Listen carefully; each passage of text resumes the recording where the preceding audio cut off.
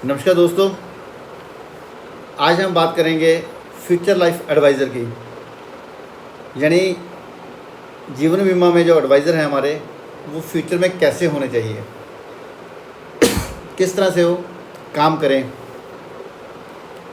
किस तरह से मार्केट में जाएं, कैसे अपना काम बढ़ाएं, हम उसके विषय में बात करेंगे। और साथ में करेंगे ऑब्जेक्शन हैंडलिंग की, जो आजकल मार्केट में आपको प्रॉब्लम आती है। लोग जाते हैं क्योंकि काम कई बार हमने सीखा नहीं होता, पर लोग हमसे कई बातें करते हैं, कुछ ना कुछ सवाल करते हैं, जहाँ पे हमें फंस जाते हैं, हम दिक्कत आती है, हमें महसूस होता है कि हम उसको कैसे हैंडल कर पाएंगे। तो दोस्तों, आज मैंने जो प्रेजेंटेशन बनाई है आप लोगों के लिए, ये फ्यूचर लाइफ एडवाइज़र और ऑब्जेक्शन हैंडलिंग के बारे में मैं बता रहा हूँ आपको।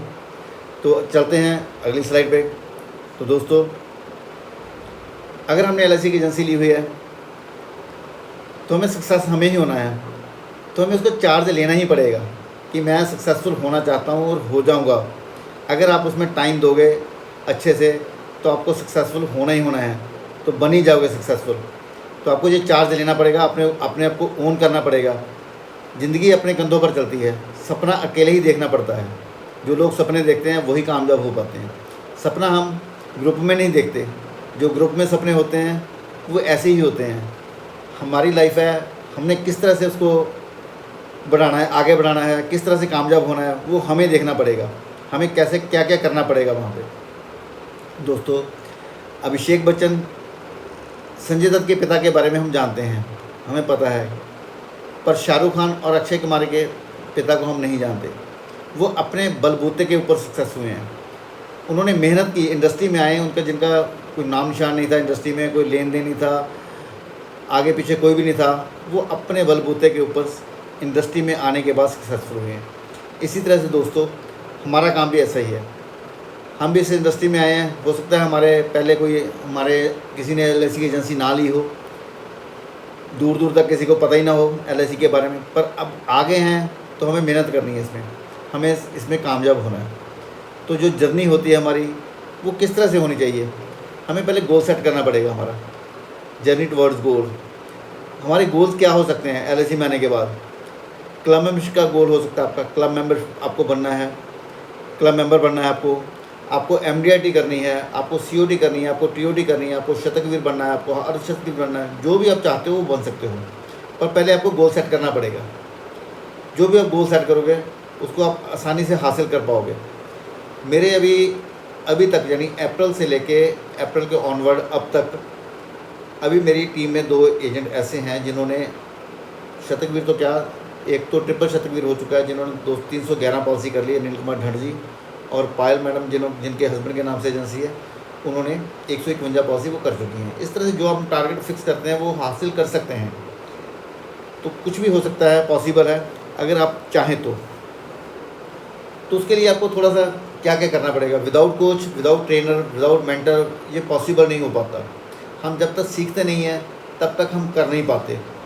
हमारे रास्ते में बहुत सी हर्डल्स आती हैं, अगर उसको बताने वाला नहीं है, कोई समझाने वाला नहीं है, तो हमें प्रॉब्लम बढ़ती रहेंगी, हमें प्रॉब्लम वो बड़ी लगती हैं।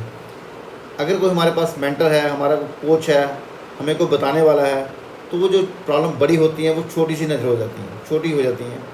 तो कहने का मतलब उसका कोई समाधान निकल जाता है। आप खुद भी कर सकते हो। आजकल तो बहुत सी चीज़ें हैं जिससे आप देख सकते हो। हमारे पास मीडिया है, हमारे पास YouTube है, हमारे पास बहुत सी ऐसी चीज़ें हैं जो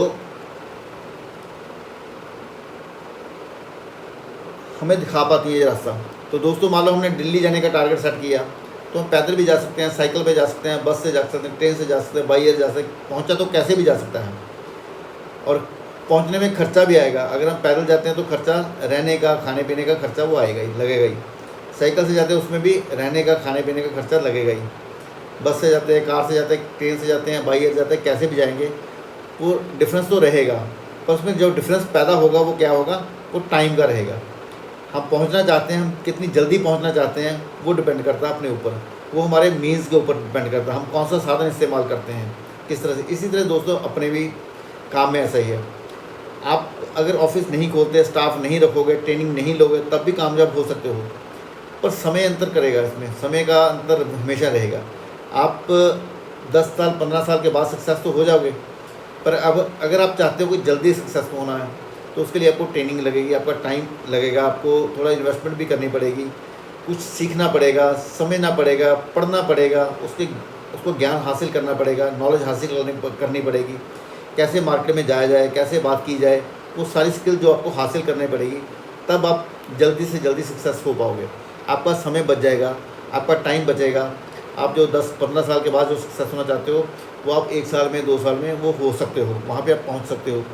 आपको क्लब मेंबरशिप बनानी है वो आप 3 साल में 4 साल में बना पाओगे। आपको MDRT COT करनी है वो किसी भी साल में आप कर सकते हो।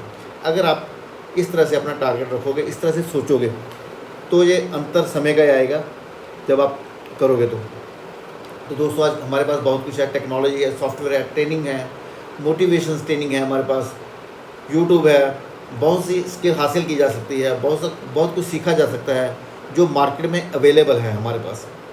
पर हमें वहाँ पे समय देना पड़ेगा। जो लोगों ने बहुत कुछ पहले पढ़ा होता है उसको उन्होंने वीडियो बनाई होती है, उसकी वो यूट्यूब पे डाली होती है, आप उसको देख सकते हो, सुन सकते हो, पढ़ सकते हो, ज्ञान हासिल कर सकते हो।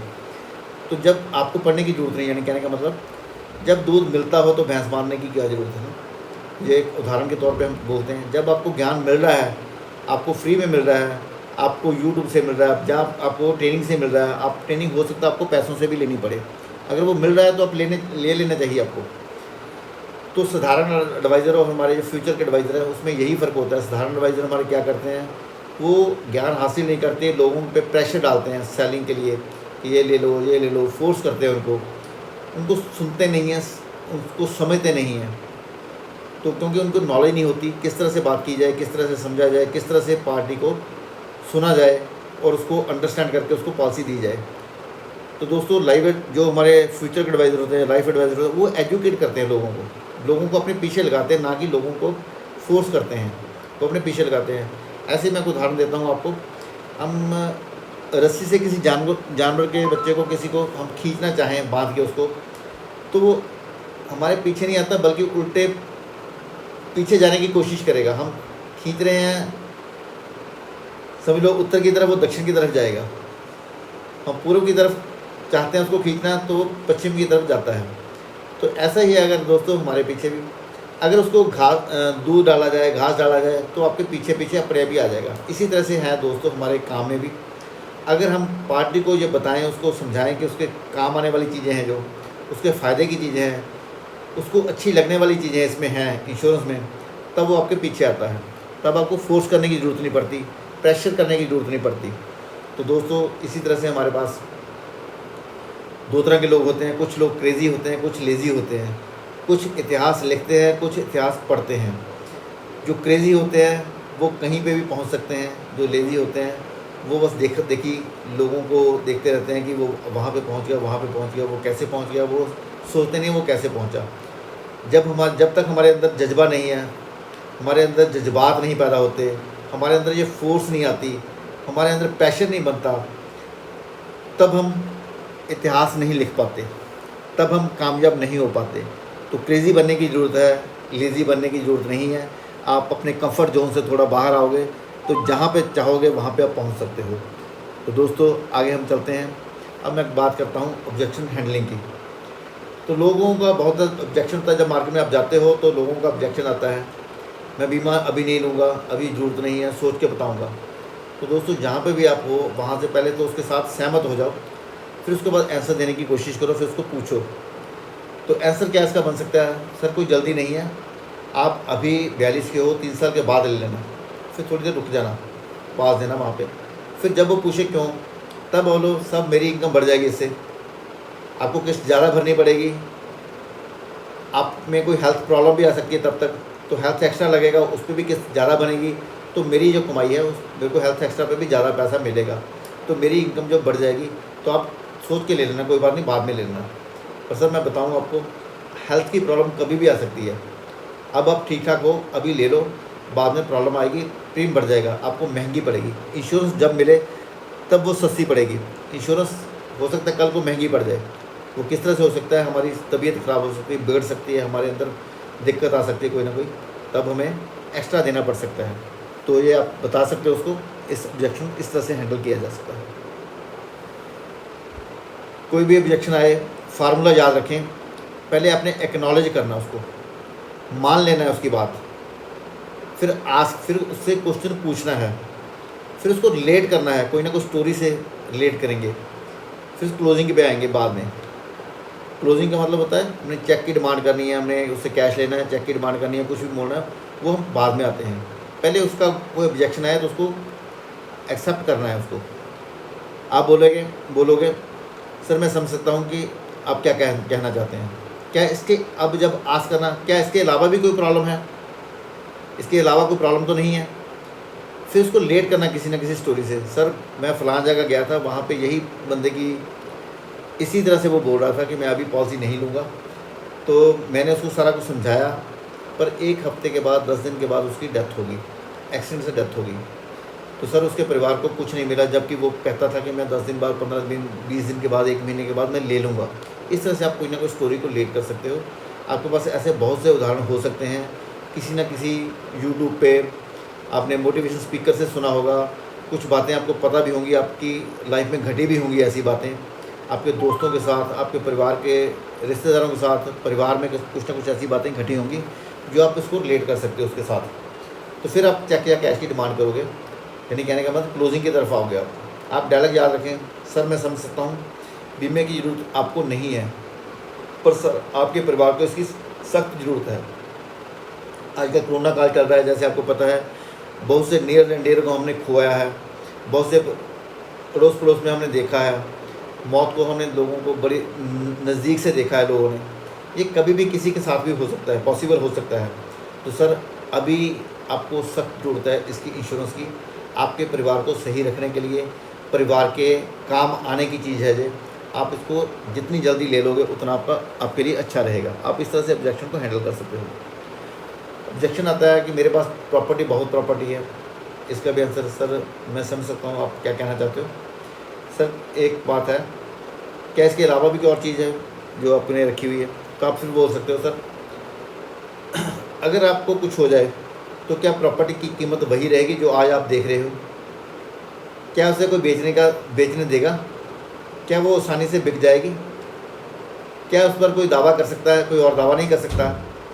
क्या आपका साम्राज्य आपके बाद बिक जाए, क्या आप सोच सकते हो? क्या वो ग्रो होना चाहिए या बिक जाना चाहिए? सर आप चाहे मारुति चलाएं चाहे मर्सी चलाएं, सीट बेल्ट लगानी पड़ती है, जो रोड के रिस्क को कम करती है, रोड पे रिस्क को कम करती है। इसी तरह से सर इंश्योरेंस परिवार के रिस्क को भी कम कर देती है। तो अगर आपने इंश्योरेंस ली हुई है तो आपकी प्रॉपर्टी बिकेगी नहीं, उसमें कोई दावेदार नहीं आएगा। तो जो आपको पैसा चाहिए प्रॉपर्टी से, हो सकता है जल्दी ना बिके, पर इंश्योरेंस का पैसा आपके घर में जल्दी आ जाता है, तो जिससे आपका जो परिवार है वो ठीक ठाक उसी तरह से काम करना शुरू करता है, जिस तरह से वो पहले आप छोड़ के जा रहे हो उसी तरह से वो रहेगा। आपकी प्रॉपर्टी पे कोई दिक्कत नहीं आएगी। मुझे टर्म इंश्योरेंस चाहिए, आंसर क्या होगा? सर मैं समझ सकता हूँ आप क्या कहना चाहते हैं, आपको यही प्रोडक्ट चाहिए ना? सर टर्म प्लान से आप मौत का इंतजार करोगे और एंडाउमेंट से मैच्योरिटी का। टर्म लेने के बाद हॉस्पिटल में भर्ती होने पे आपके बच्चे क्या सोचेंगे, फादर जिए या जाए? क्योंकि अगर आप जीते हो तो इंश्योरेंस का पैसा नहीं मिलेगा, अगर आप जाते हो तो इंश्योरेंस का पैसा मिल सकता है उनको। तो ऐसी जो भावनाएं हैं परिवार के मन में आए वो अच्छी नहीं है, वो नहीं आनी चाहिए। मैच्योरिटी से ज़िंदगी लंबी होती है, जब पैसा आपको मिलता है उससे आपकी ज़िंदगी लंबी हो जाती है। आपको पैसा आपके उस काम आ जाता है जहाँ पे आपको चाहिए, उसकी ज़रूरत होती है। टर्म का पैसा नहीं मिलता कई बार हम उससे वंचित रह जाते हैं। आपकी रिटर्न अच्छी नहीं है। सर जो कुछ हम फैमिली के लिए लेते हैं वहाँ पे रिटर्न नहीं देखते। हम गाड़ी खरीदते हैं रिटर्न नहीं देखते, मकान बनाते हैं रिटर्न नहीं देखते, शादी करते हैं रिटर्न नहीं देखते, घूमने जाते हैं रिटर्न नहीं देखते। सर जो चीज़ हम फैमिली के लिए करते हैं वहाँ पे हम रिटर्न नहीं देखते। ये जो पॉलिसी भी है फैमिली के लिए कर रहे हैं वहाँ पे रिटर्न नहीं देखी जाती। फिर भी अगर रिटर्न की बात करते हो, ये लाफ एवरेज की बात करें तो वहाँ पे हो सकता है किसी को 2000% की रिटर्न आ सकती है। अगर किसी ने पहले साल पॉलिसी ली और उसकी डेथ हो जाती है तो कम से कम 2000% की रिटर्न उसको आ सकती है। अगर वो मैच्योरिटी लेता है तो 6% की रिटर्न भी उसको इसके बीच में रहती है। यानी डिपेंड करता है बंदा कितनी देर हमारे साथ रहा। अगर वो मैच्योरिटी लेके जाता है तब भी उसको 6% की रिटर्न उसको आ जाएगी। आपके परिवार की सुरक्षा के लिए रिटर्न ना देखें। इसको सुरक्षित बनाने के लिए आपके लिए ये ये कम भी नहीं है जो रिटर्न है आपके पास, 2000% से लेके 6% तक वो कम भी नहीं है। अगर 6% भी मानी जाए तब भी वो कम नहीं होती, तो आपको जो इन्फ्लेशन को बीट कर सकती है, तो आप रिटर्न ये बुरी नहीं है। जो मार्केट में इंस्ट्रूमेंट चल रहे हैं गवर्नमेंट इंस्ट्रूमेंट, उससे कहीं अच्छी है।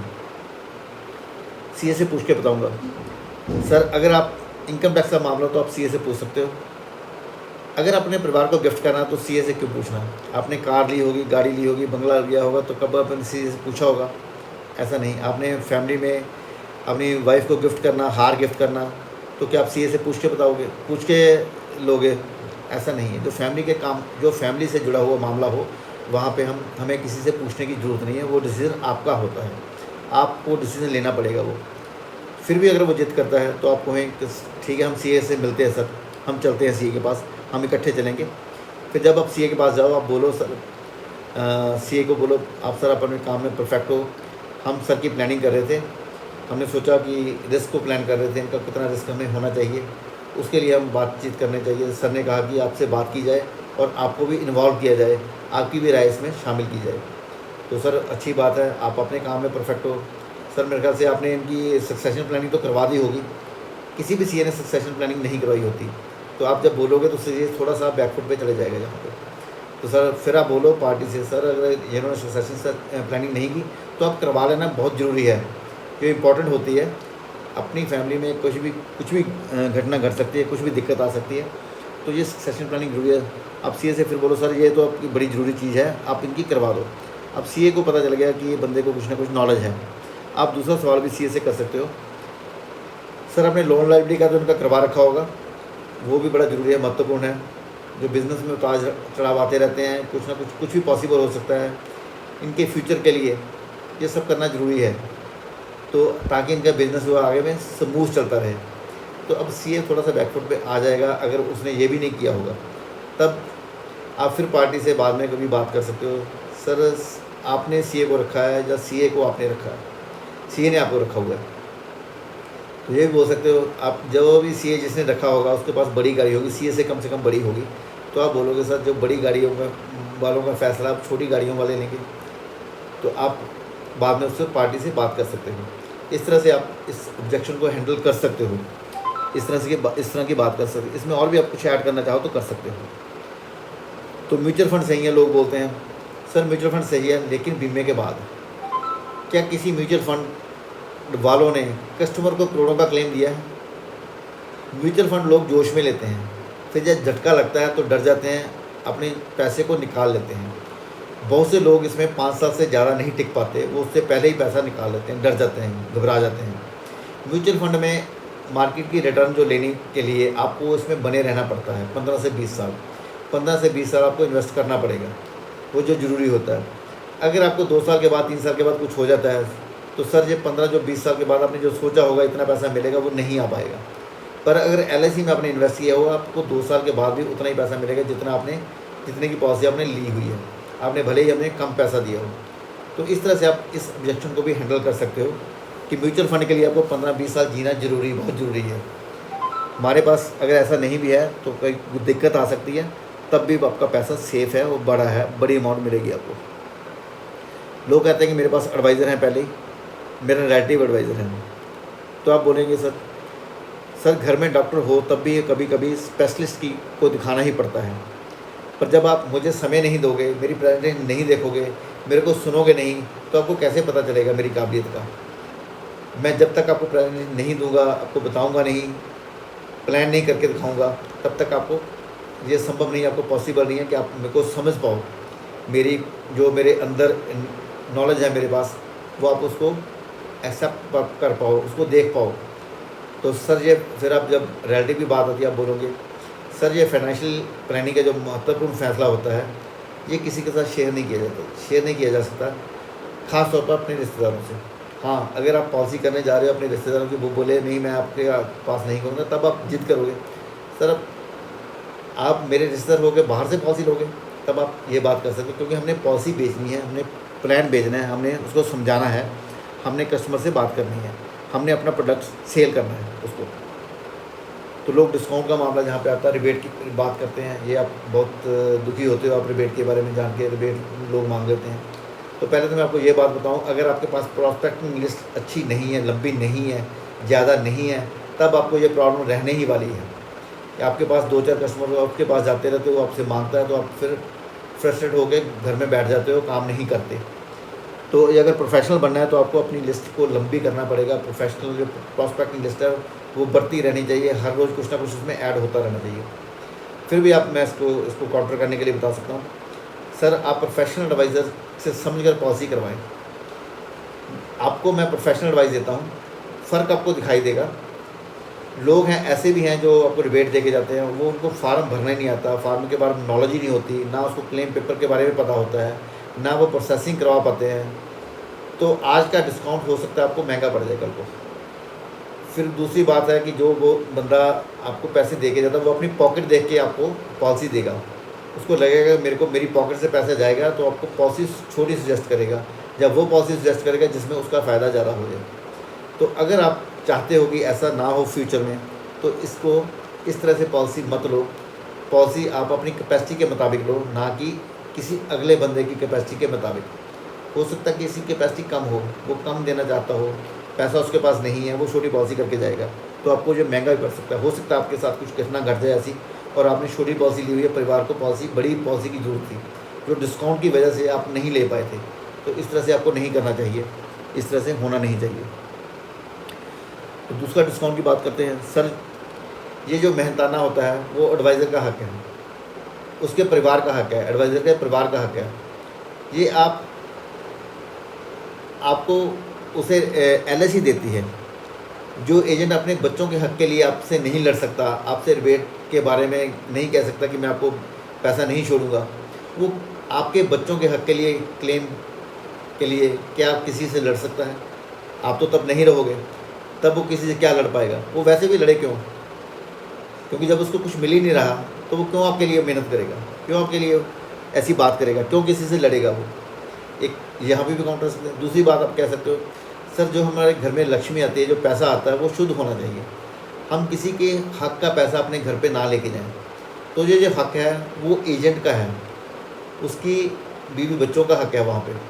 अगर आप ये घर में लेके जाते हो पैसा, तो वो आपकी जो पैसा है, वो लक्ष्मी है, वो अशुद्ध हो जाती है, अशुद्ध मानी जाएगी।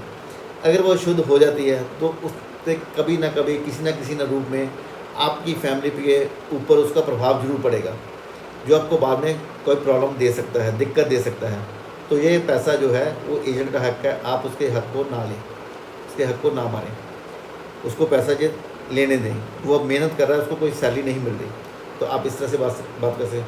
एक और बात आप कह सकते हो, सर अगर देखा जाए, अगर आप पैसा ले सकते हो मेरे से लेते हो 20 लाख, मान लो 1 लाख के ऊपर कोई बंदा 20,000, 25,000, 50,000 जितना भी लेता है, 2 लाख के ऊपर, वो कितना फ़र्क पड़ेगा? 40,000 का 45,000 का फ़र्क पड़ेगा। उसको जो मैच्योरिटी मिल रही है वो 1 करोड़ के लगभग आप मिल रही है। अगर हम जीवन उमंग की बात करें तो 1 करोड़ में मैच्योरिटी आ जाती है।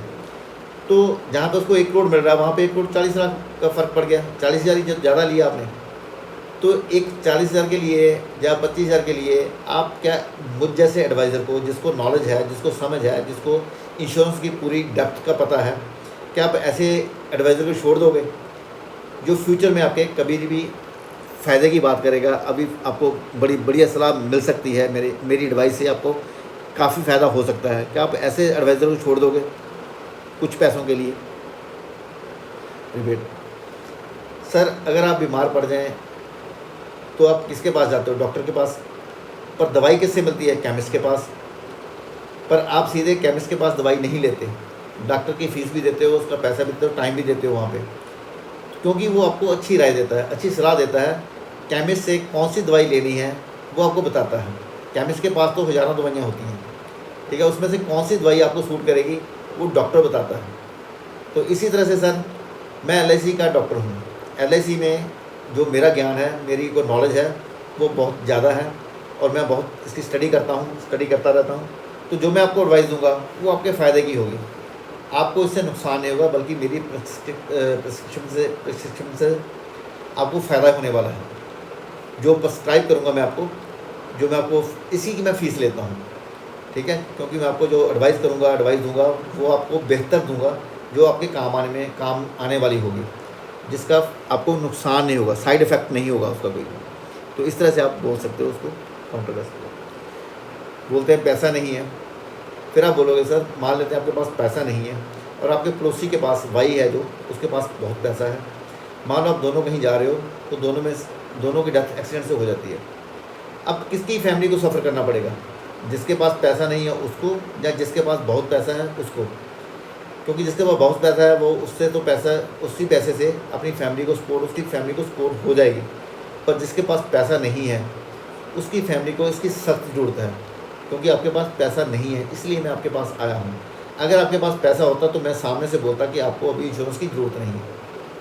जिसके पास पैसा नहीं होता उसी के फैमिली को पैसे की बहुत ज़्यादा ज़रूरत होती है। आप अभी जो काम कर रहे हो, अभी आपके पास पैसा नहीं है तो आप काम पे नहीं रहोगे, तब आपकी फैमिली का क्या बनेगा, तब आपके बीवी बच्चों का क्या बनेगा। तो इसीलिए सर आपको इंश्योरेंस की ज़रूरत है। आप सस्ते इंश्योरेंस भी ले सकते हो, टर्म में भी जा सकते हो, पर अब इंश्योरेंस बड़ी ज़रूरी है। लोग बोलते हैं इंश्योरेंस बहुत महंगा है। सर हम आपसे सिर्फ 4% यानी 3% से लेके 5% ही लेते हैं और सर्टिफिकेट आपको 100% का देते हैं, तो कैसे महंगी हो सकती है? हम 1 करोड़ की पॉलिसी का सिर्फ 4 लाख रुपए लेते हैं, या 3 लाख लेते हैं, 2 लाख लेते हैं, 5 लाख लेते हैं, इससे ज़्यादा नहीं लेते। तो ये महंगी कैसे होगी? हम सर्टिफिकेट आपको जो दे रहे हैं वो 1 करोड़ का दे रहे हैं, तो ये महंगी नहीं हो सकती सर। तो इंश्योरेंस सबसे सस्ती चीज़ है, जो इंश्योरेंस ही है वो, जो हम किस्तों में पैसा देना होता है, तो हमें माल पहले मिल जाता है उसका। तो 80C की रेट लोग कहते हैं मेरे पास फुल है मैं नहीं लूँगा, वहाँ पे आप कह सकते हो सर आप गवर्नमेंट पॉलिसी की वजह से कम इंश्योरेंस ना लें। गवर्नमेंट की पॉलिसी है ना, 80C की रिबेट 1.5 लाख से ऊपर हम नहीं दे पाएंगे। तो सर जब टाइटैनिक जहाज़ टूटा था, डूबा था, तब उसमें 2500 लोग थे, उसमें से सिर्फ 500 लोगों को बचाया जा सका था, क्योंकि उसमें जो लाइफ बोट होती है, जो किश्तियाँ होती हैं उसके अंदर जो रखी होती हैं, वो गवर्नमेंट की पॉलिसी के हिसाब से रखी गई थी, उतनी रखी गई थी जिससे गवर्नमेंट की जितनी पॉलिसी थी। अगर वो 2000 लोग भी बच सकते थे अगर लाइफ बोट उसमें होती, पर नहीं थी, इसलिए बाकी के लोग वहीं पे डेथ हो गई उनकी। तो इसी तरह से आप अगर 80C की वजह से अपनी फैमिली का कुछ नुकसान कर रहे हो, फिर आप पॉलिसी नहीं ले रहे हो, अगर आपकी फैमिली के पॉलिसी की ज़्यादा ज़रूरत है तो आप कम क्यों ले रहे हो? आपको ज़्यादा लेनी चाहिए। गवर्नमेंट की पॉलिसी की वजह से नहीं, आपको रुकना नहीं चाहिए। ये तो गवर्नमेंट ने रूल बनाए हुए हैं कि कम से कम आपको इतना तो चाहिए। आप उससे ज़्यादा जा सकते हो, आपको कैपेसिटी है तो उससे ज़्यादा जाना चाहिए, और आपकी फैमिली के हिसाब से आपको बीमा लेना चाहिए, इंश्योरेंस लेनी चाहिए। फैमिली के प्रोटेक्शन के लिए बहुत ज़रूरी है। लोग कहते हैं मेरे पास गवर्नमेंट जॉब है, पेंशन है। आप बोलो सर अभी हमें 100% सैलरी मिल रही है और हमारे खर्चे 100% के हिसाब से हमारी आदत बन चुकी है, हम उतना पैसा खर्च कर रहे हैं, पर रिटायरमेंट के बाद हमारी पेंशन जो है आधी रह जाती है। जो 50% की प्रोविज़न है आप अभी से करें, क्योंकि हमें आदत जो है वो 100% की लग चुकी है, ताकि हमें कोई दिक्कत ना आए। जितना पैसा हम सेव करना चाहते हैं, अपनी इनकम है जो 50% पे क्यों जिए हम आधी पे क्यों जिए, हम 100% क्यों नहीं कर पाएंगे? हम उतना पैसा उसमें डालें और पेंशन की प्रोविज़न है जो वो उसको 100% कर लें, ताकि हमें फ्यूचर में उसका फ़ायदा मिल सके और हम उसी तरह से जी पाएँ जिस तरह से आज हम जी रहे हैं। लोगों के पास काम धंधा नहीं है, लोग कहते हैं हमारे पास काम धंधा नहीं है। सर लोग रोटी खा रहे हैं, बच्चों की फ़ीस भर रहे हैं, डॉक्टर के पास जा रहे हैं, क्योंकि ये ज़रूरी है। अगर रोटी, कपड़ा, मकान और इंश्योरेंस को समझ लेंगे, उस दिन इंश्योरेंस को पहले नंबर पर रखेंगे, क्योंकि आपके बाद आपके परिवार को मदद देने के लिए कोई और नहीं आएगा सिवाय बीमे के। एक इंश्योरेंस ही है जो तब मदद के लिए आती है और लंबे समय तक आपको मदद मिल सकती है। नहीं तो कोई भी बंदा महीने 2 महीने किसी की मदद कर सकता है, अपने रिश्तेदारों की, परिवारों की, इससे ज़्यादा नहीं कर पाता। तो उसके बाद भी तो ज़िंदगी तो चलनी है, हमारी ख़त्म होगी, हमारे बाद हमारे परिवार की, हमारे बच्चों की तो ज़िंदगी चलेगी। तो उसको हम कैसे डिज़ाइन करते हैं, कैसे उसको हम पॉलिसी दे पाएंगे, उनके फ़ायदा कर पाएंगे, उनको बाद में प्रोटेक्शन दे पाएँ, वो आपके ऊपर डिपेंड करता है। आपको उनके लिए इंश्योरेंस जो है बड़ी ज़रूरी है, जो सबसे पहले आनी चाहिए। रोटी, कपड़ा, मकान भी बाद में आना चाहिए। तो ये आज के हिसाब से देखा जाए तो जैसे कोरोना में हमने देखा, बहुत से लोगों को हमने देखा, हमारे अड़ोस पड़ोस में, हमारे परिवारों में, हमारे देश विदेशों में, सब जगह देखा लोगों की बहुत सी कैजुअलिटी, बहुत सी डेथ हुई हैं, और जिनके पास शायद इंश्योरेंस नहीं रही होगी। बहुत से कम लोगों के पास इंश्योरेंस थी। अगर हमने इंश्योरेंस को अभी नहीं समझा तो कब समझेंगे? तो इंश्योरेंस बहुत ज़रूरी है। जो अपने परिवार के काम आने वाली है बाद में। ये नहीं, और नहीं भी ऐसा कुछ होता है हमारे साथ, तब भी हमारे काम आएगी, तब भी वो हमें 6% की रिटर्न दे के जाएगी। साथ में हमारी जो वैल्यू है वो उसको इंक्रीज़ करके जाएगी। तो जो हमारे काम आने ही वाली है, किसी भी तरह से कभी भी हमें ज़रूरत पड़ जाए इमरजेंसी, उसमें से फ़ंड हम निकाल सकते हैं, लोन ले सकते हैं। 2 साल के बाद वो आपके काम आना शुरू हो जाएगी। कभी भी आपको ज़रूरत पड़े तो उसको वो काम दे सकती है। तो इसलिए इंश्योरेंस की सख्त ज़रूरत है और होनी चाहिए। इसको आपको कम से कम ये पॉलिसी लेनी ही चाहिए। तो थैंक यू वेरी मच दोस्तों, आपने मेरी वीडियो देखी, सुनी, और इसको चाहे तो आप फॉरवर्ड कर सकते हैं किसी को भी। तो थैंक यू वेरी मच। मैं आशा करता हूँ कि आपको ये पसंद आया होगा जो कंसेप्ट था हमारा। तो थैंक यू वेरी मच।